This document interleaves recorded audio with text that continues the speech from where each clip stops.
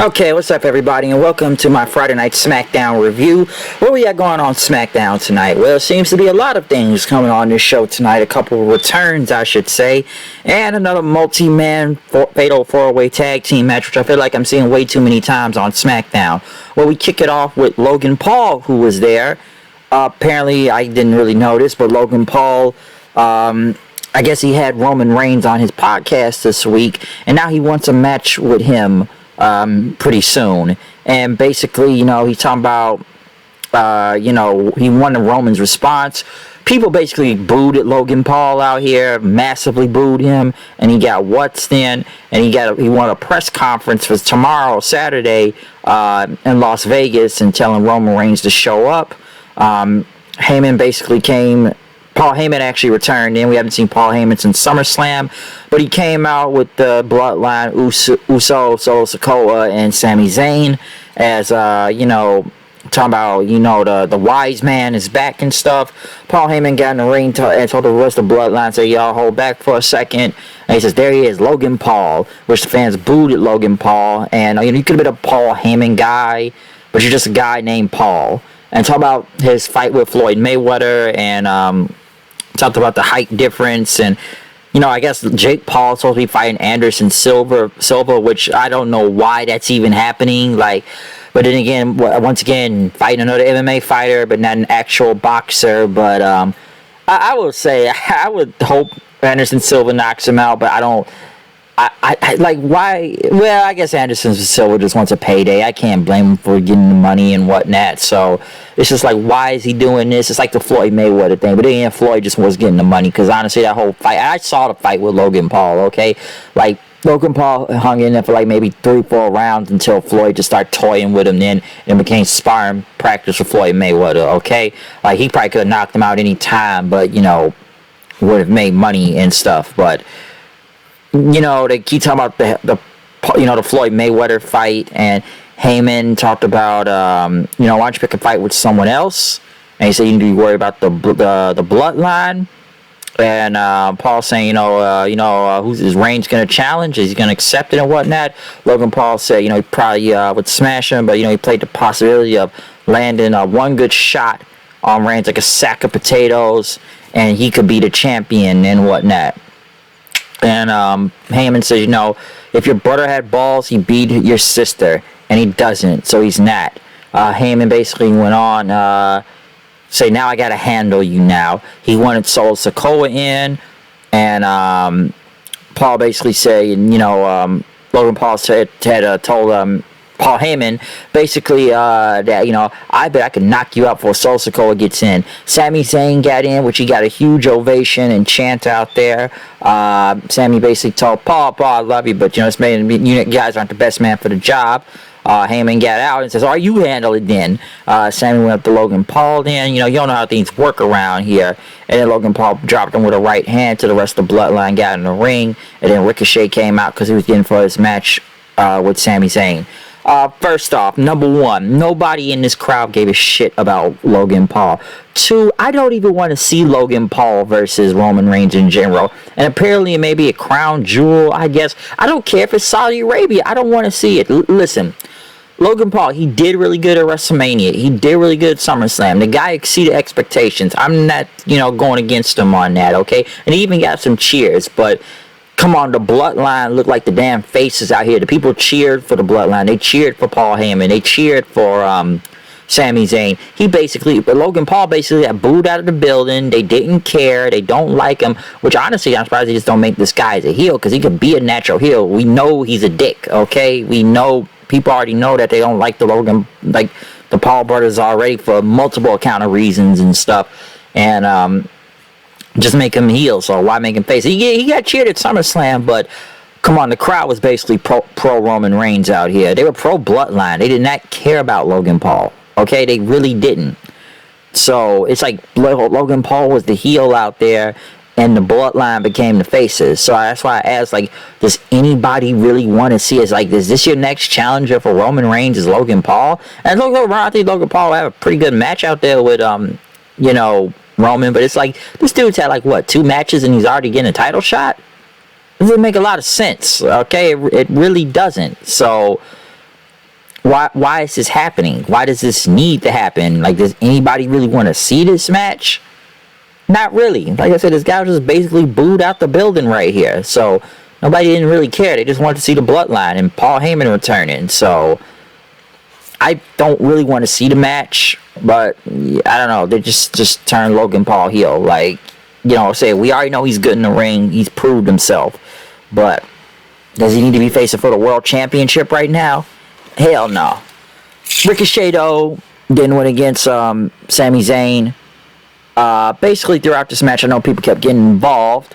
I know Jey Uso had kind of got involved in the match with Sami Zayn. Finally, I guess he got tired of Jey Uso's shit and got in his face then. Jimmy tried to break it up. Ricochet ended up diving on all of them then. Ricochet threw Sami back in and hit the shooting star for the win. So, Ricochet won.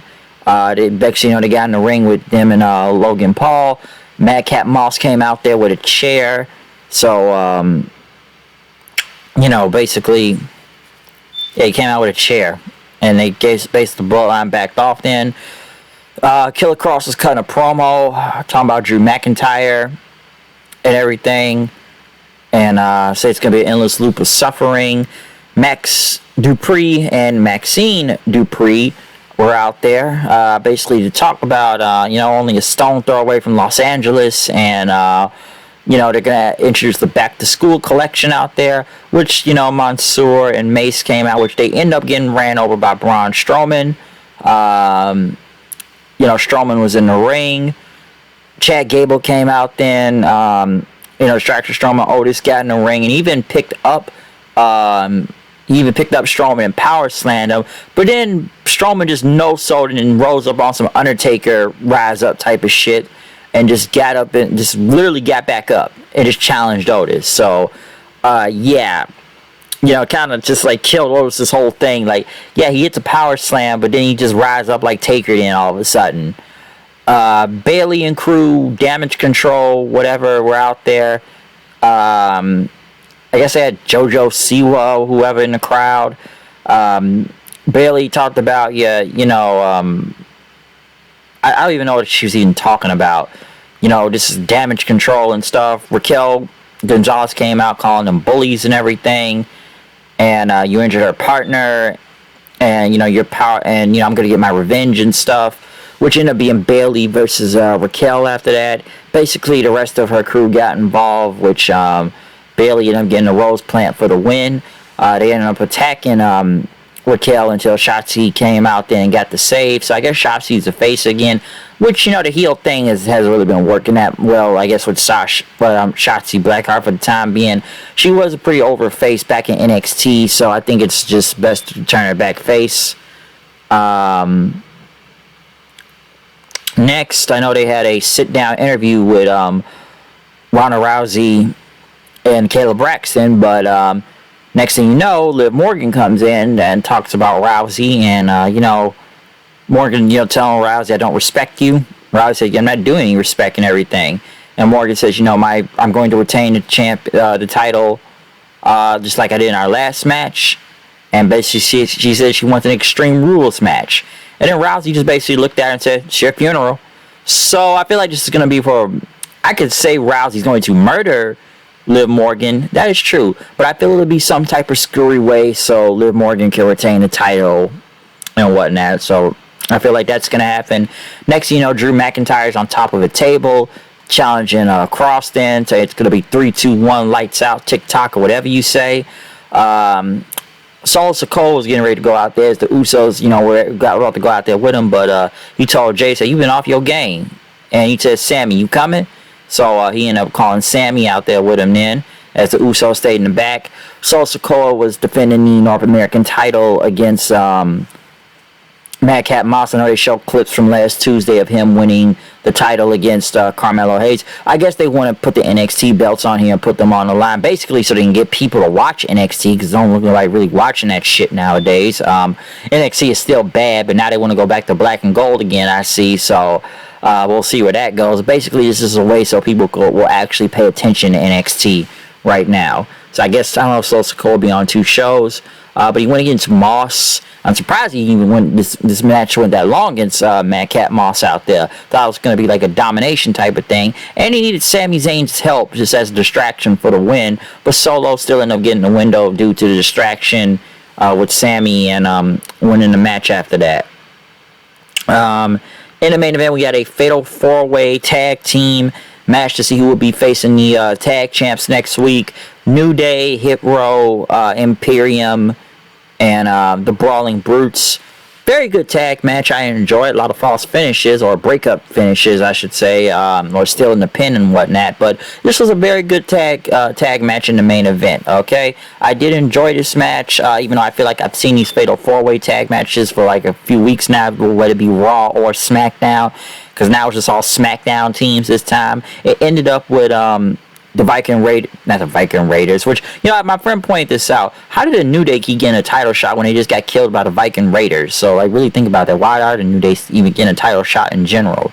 And with all these teams out here, it ended up with, like I said, the Brawling Brutes winning after, you know, Rich Holland getting the pin on Kofi after Imperium hit their finish and whatnot. So, good for them.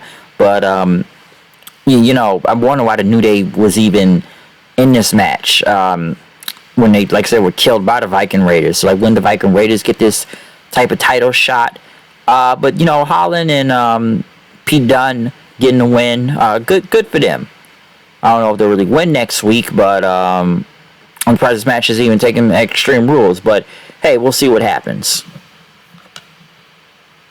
But other than that, comment, subscribe, follow me on Twitter at HoodedKnight890. I'll see y'all then. Peace out.